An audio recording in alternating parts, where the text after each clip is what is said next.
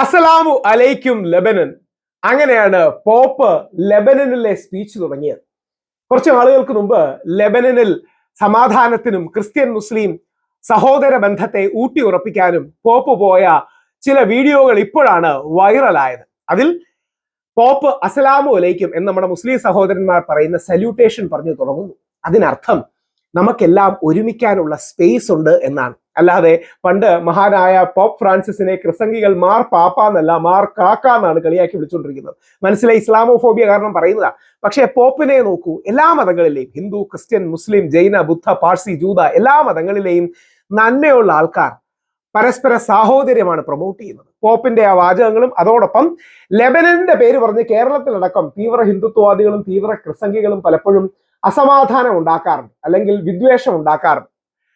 ലെബനനിൽ വരുന്ന ക്രിസ്തുവിന്റെ ഏകദേശം വളരെ ഉയരമുള്ള ഒരു മഹാ സ്റ്റാച്യു, ഒരു മഹാപ്രതിമയാണ്. അതിന്റെ ഒരുക്കങ്ങൾ, ആ വാർത്തയാണ് ഞാൻ യഥാർത്ഥത്തിൽ കണ്ടത്. ആ വാർത്തയിൽ നിന്നാണ് ഇതിലേക്കൊക്കെ എത്തിയത്. അല്ലെങ്കിൽ ലെബനൻ എന്ന രാജ്യം പലപ്പോഴും നമ്മൾ അന്വേഷിക്കാറില്ലല്ലോ. അപ്പോൾ ലെബനൻ അതായത് നമ്മുടെ ഓർമ്മയിലേക്ക് പെട്ടെന്ന് വന്നു ചേരുന്ന ഒരു രാജ്യമൊന്നുമല്ല. അപ്പോൾ ആ ലെബനനിലുള്ള വിശേഷങ്ങൾ, അവിടത്തെ ഐക്യത്തിന്റെ, അവിടത്തെ ഒരുമയുടെ സന്ദേശവാഹകനായി മാറാൻ പോപ്പിന് കഴിഞ്ഞതും ഒക്കെയാണ് നമ്മൾ നോക്കുന്നത്. ദ റിസൺ ജീസസ്, ഉയർത്തെഴുന്നേറ്റ യേശു എന്ന പരിപാടിയിലാണ് മനോഹരമായി മുസ്ലിം സഹോദരങ്ങളെയും ക്രിസ്ത്യൻ സഹോദരങ്ങളെയും ഒക്കെ ഒരുമിപ്പിക്കാൻ മതസൗഹാർദ്ദത്തിന്റെ ഭാഗമായി ഒക്കെ ചെയ്യുന്നത്.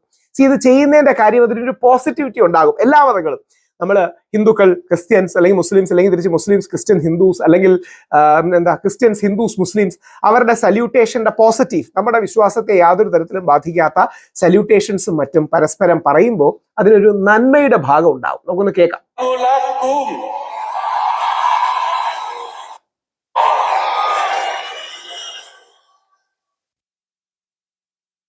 അവിടുത്തെ ക്രിസ്ത്യാനികളെ ഗൈഡിക്കുന്നു കേട്ടോ.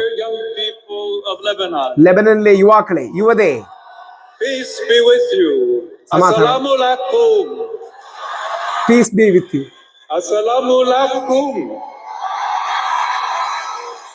അത് പറയുന്നതിന്റെ നന്മ എന്താ അറിയോ? ഇപ്പൊ നമ്മുടെ ഏതെങ്കിലും ദേശീയ മന്ത്രിമാരോ അല്ലെങ്കിൽ വിദേശികളോ ഒക്കെ വന്ന്, ഒബാമ വന്ന് ഏസെ ബഡേ ബഡേ ഷെഹറോ മേ ഛോട്ടെ ഛോട്ടി ബാത്തി ഹോത്തെ രഹത്തി എന്ന് ഷാറുഖ് ഖാന്റെ ഡയലോഗ് പറയുണ്ടായി. അത് നമ്മളെ വിശ്വാസത്തിൽ എടുക്കുന്ന ഒരു കാര്യമാണ്, അല്ലെങ്കിൽ നമ്മളോടും കൂടി അടുപ്പം കാണിക്കുന്ന ഒരു കാര്യമാണ്. അല്ലെങ്കിൽ നമ്മുടെ പ്രധാനമന്ത്രിയും പ്രസിഡന്റും, എല്ലാ പ്രധാനമന്ത്രിമാരും പ്രസിഡന്റുമാരും കേരളത്തിൽ വന്നിട്ട് ഒന്ന് രണ്ട് വരി മലയാളത്തിൽ പറയും. അതെന്തുകൊണ്ടാ? നമുക്കൊരു എൻഡിയർമെന്റ്, ഇഷ്ടം ഉണ്ടാകുക, സ്നേഹം ഉണ്ടാകുക എന്നൊക്കെയാണ്. അപ്പൊ ലെബനനിൽ കുറെ കാലമായി ക്രിസ്ത്യൻ മുസ്ലിം വിഭാഗങ്ങൾക്ക് ചെറിയ സംഘർഷങ്ങളും സ്പർദ്ധയൊക്കെ ഉണ്ട്. വിദേശ രാജ്യങ്ങളടക്കം എരുതിയിൽ എണ്ണ ഒഴിക്കാൻ ഒരുപാട് കാലമായി നോക്കാറ്. എന്നാൽ പരസ്പരം ഐക്യത്തിന്റെയും സഹകരണത്തിന്റെയും ഒക്കെ വേദിയായി പരസ്പര യോജിപ്പിന്റെ, അവിടെ ഷിയയും സുന്നിയും ഉണ്ട് മുസ്ലിങ്ങളുടെ ഇടയിൽ, മാരനൈറ്റ് ക്രിസ്ത്യൻസ് ഉണ്ട്, അങ്ങനെ വ്യത്യസ്ത വിഭാഗങ്ങളുണ്ട്. അപ്പം ഈ ഐക്യത്തിലാണ് ലോകത്തിന്റെ നിലനിൽപ്പ്. എല്ലാ കാലത്തും മതങ്ങൾ കാണും, മതങ്ങളുടെ ഉള്ളിൽ ഉപവിഭാഗങ്ങൾ കാണും, വ്യത്യസ്ത സമുദായങ്ങൾക്കിടയിൽ തർക്കങ്ങൾ ഉണ്ടാകും, പ്രശ്നങ്ങൾ ഉണ്ടാകും. പക്ഷേ ആ വൈവിധ്യങ്ങളെ വൈരുദ്ധ്യങ്ങളാക്കാതെ പോസിറ്റീവായി മുമ്പോട്ട് കൊണ്ടുപോകാനാണ് നമ്മൾ നോക്കേണ്ടത്. അതുകൊണ്ടാണ് ലെബനനിൽ Christ the Redeemer statue. In a time of conflict, Lebanon installs one of the largest statues of Christ in the region. പ്രദേശത്തെ ഏറ്റവും മനോഹരവും വലുതുമായ ക്രിസ്തുവിന്റെ ഒരു മനോഹരമായ സ്റ്റാച്യു. നിങ്ങൾക്ക് നോക്കിയാലറിയാം, ഇവിടെ ഇതൊക്കെ ആൾക്കാർ നിൽക്കുന്നതാണ്, ഇതൊക്കെ മനുഷ്യരാണ്. ഇത്രയും അടിപ്പൊക്കത്തിൽ യേശുവിന്റെ ഒരു മഹാ സ്റ്റാച്യു. ഇത് April 4, 2026 ഈ സ്റ്റാച്യുവിന്റെ പണിയെക്കുറിച്ച് ചേരിക്കുന്നത്. അറബ് മേഖലയിലെ ഏറ്റവും വലിയ സ്റ്റാച്യൂസിൽ ഒന്നാണ് യേശു ക്രിസ്തുവിന്റെ.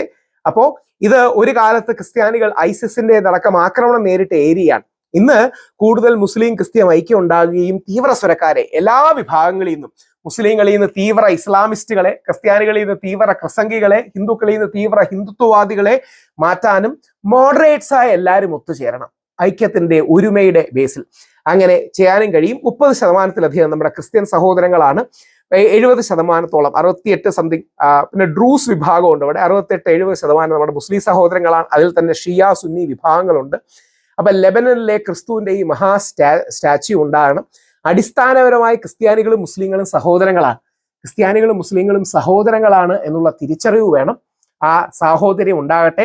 അത് പറയാൻ ഞാൻ എപ്പോഴും ക്രിസ്ത്യൻ മുസ്ലിം ഐക്യം, സാഹോദര്യം ഹൈലൈറ്റ് ചെയ്യുന്ന വ്യക്തിയാണ്.